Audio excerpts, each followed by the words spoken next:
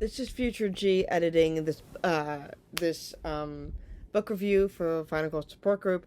Just to let you know, there were this is gonna be some spoilers. I'm saying this in the middle, in the front of this now, so you understand. It's coming in like hold on. The spoilers happen about 5 minutes in. Yeah, about 5 minutes in. So, just letting you know, okay? Enjoy the video, guys, and like and subscribe. Welcome back, my lovelies, to another Bookworm Book Club. How y'all feeling? It is finally time.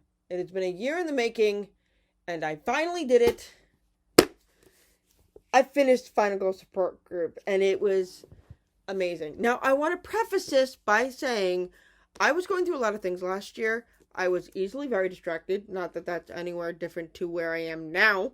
And I was so depressed up until very recently, and I'm still fighting it, but I'm like trying to get through it as much as I can. But I finally finished it like 2 weeks ago, and I keep saying we're gonna make the video, but I haven't yet. So let's get into the Final Girl Support Group by Grady Hendrix.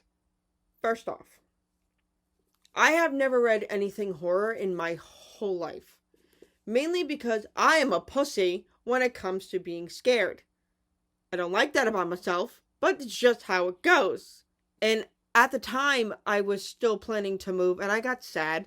So I made Amy take me to Barnes & Nobles, and I got books. And majority of these books, by the way, I'm also selling.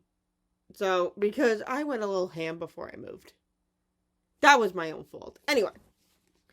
So, Final Girl Support Group is about a group of women who were the final girls from their murderers. It takes scenes from come on, work brain. Like Jason, like Scream, on that level of like Final Girls.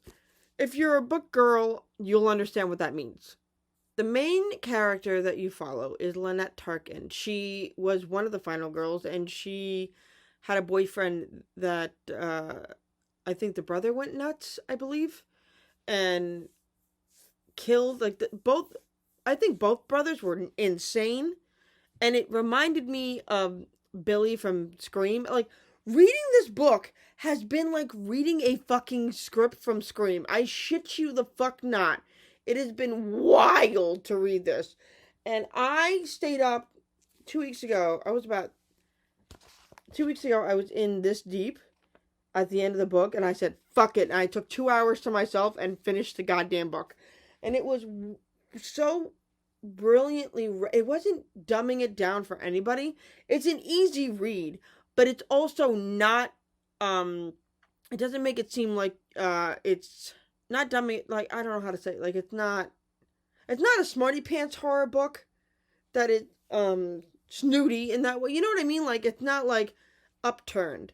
Like, you can see the writing for what it is, and it's really cool. So, in the book, Lynette has this group therapy book, and I don't want to spoil it for anybody because I really want people to read it. Group therapy with 4 other final girls, and one of them, Adrian, gets murdered. And then she goes on this insane trip to find out who the fuck is targeting these girls, because one after one, they're getting targeted. You're never bored reading this book either, because you feel like, I'm going to say it again, it was like reading a Scream movie, and I can literally visualize it in my head. I've never felt this engaged from a book since high school. I've never felt so visually engaged in my whole goddamn life. And the only other book I can connect it to is Tastes Like Candy by Ivy Tholen, which you've heard my review on that. Still amazing. And it's so concise, and there's even if there's a new word that I don't know, I can look it up, and it explains the words that you don't know in a kind way. I don't know how that sounds, but it really does. That's what it goes in my brain. What I also love about it is that the action, it's very well paced. I wasn't expecting something this this is a one-off book, and it makes me so sad because I really, really, really, really want a second book of this, because it's unfucking parallel to anything I have read in my adult life. And the thing that makes me you want people to believe Lynette. People don't believe her when she's saying somebody's trying to kill these final girls. And she goes around, fuck it, I don't know if I should say anything, but I don't. She goes around to the other final girls to try to get them to believe her, and the only other final girl that no one really wants to hang out with she's more fucked up than the rest of them. What was her name? Chrissy. Chrissy was a psychopath. Chrissy I couldn't believe how good Chrissy was at killing people. And it was she had made a museum to the of the murders around them, and made it like a religious experience of surviving being a final girl, which is bananas to me. Think about it. If you were taken and tortured and all this other shit, how would you deal with it to survive it? Which is what this broad did, but she's psycho. Batshit crazy. Not only that, to find out that the girl that Lynette ended up taking to save ended up being the one that fucking, oh man, the whole thing, if you've read this book, you understand. I thought it was a doctor. First thought I thought it was a therapist. I kept saying throughout the entire time that it's a goddamn therapist. I know for a fact that it's her. Turns out it's the fucking broad that was tortured. The fuck? How? The turns in this book that I'm pretty good at figuring out an ending to a book and knowing what's going to happen, because just how my brain works, I'm pretty good at figuring shit out. When I was 14 years old, me and my family watched a movie called Snake Eyes, and it's a Nick Cage movie, and from the first 10 minutes of the film, I figured out who the goddamn murderer was. And my entire family looked at me and goes, what the fuck? I don't know what to tell you. Not only was it incredibly written and paced at a good, you never want to put this book down. And I had the book hangover I had was completely different from reading fucking Harry Potter. This was out of bounds, the most psychotic fucking thing, and I loved it. Oh my god.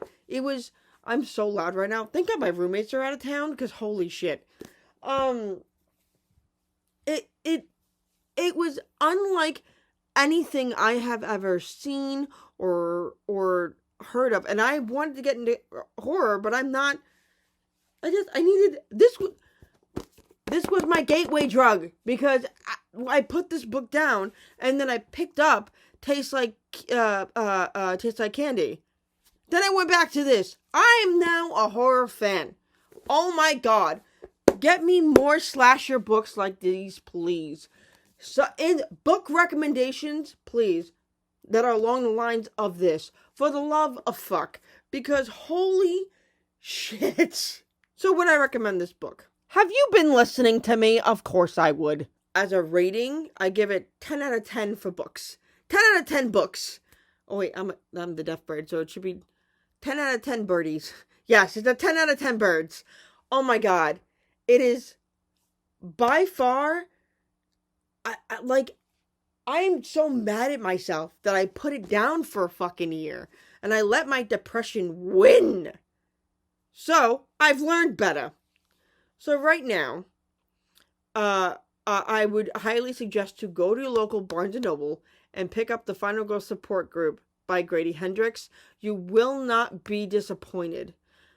Absolutely not. At the moment, I have started I've started back up the Princess Diaries series. Did you know they went up to fucking Corona times? Because Meg Cabot decided she was going to read all this. She was going to write more, and I didn't know that. I thought there were only 3 books. Apparently there's more. I am on the 2nd book in the series. I finished the 1st book. I am going to do, a bookworm book club on that tomorrow when I'm more awake, honestly. Because it's 1:12 in the morning and I should probably get some rest. But you'll see my review on that. If you like the books that I've been putting up and talking about, please let me know. I will be doing this. I also have Tastes Like Candy in my thing. I'm putting Scarlet on hold right now because it's just not pulling me in the way Cinder did in the Lunar Chronicle series. If you can't tell, I read a lot. I'm been kind of wanting to pick up my Kingdom of the Curse books and Kingdom of the Wicked by James Patterson and Carrie something. Like, I love anything James Patterson. And picking that back up. And I started that last year. Look, ADHD is a weird thing. Look, I'm just happy. I'm halfway through my goal on Goodreads. My goal for this year is to read 10 out of 10 books. I used to be more of a voracious reader as a kid, and I want to get that back up because apparently reading a chapter a night or so extends your life. So, living longer to read is all I need. If you like anything I am reading, please let me know in the comments below. I've had a couple of things so far. Tell me in the comments how you like Grady Hendrix and what you think of him and his writing. If you have any other book selections and recommendations on this kind of horror, like slasher type of shit, whodunit, that kind of, please fucking tell me because I need it in my existence like now, like yesterday. And I will let you guys know how It Tastes Like Candy goes. I'm so excited to pick up the 2nd book, Tastes Like Candy 2, Sugar Glass by Ivy Tholen. I'm so goddamn excited to read it. I've already started it, and it's already great. Well, I guess that's all for now, and thank you so much for being a part of this. All my socials and everything else will be in the linky links below. I also have a Discord called The Bird House. Please join, and we'll have some fun there. And thank you, my birdies, for hanging out to Bookworm Book Club. And I will see you guys in the next video. I really do appreciate us hanging out and being our own little book club together. And I promise you, I will figure out a schedule for these videos. I really will. But as for right now, I'll see you guys later. Bye!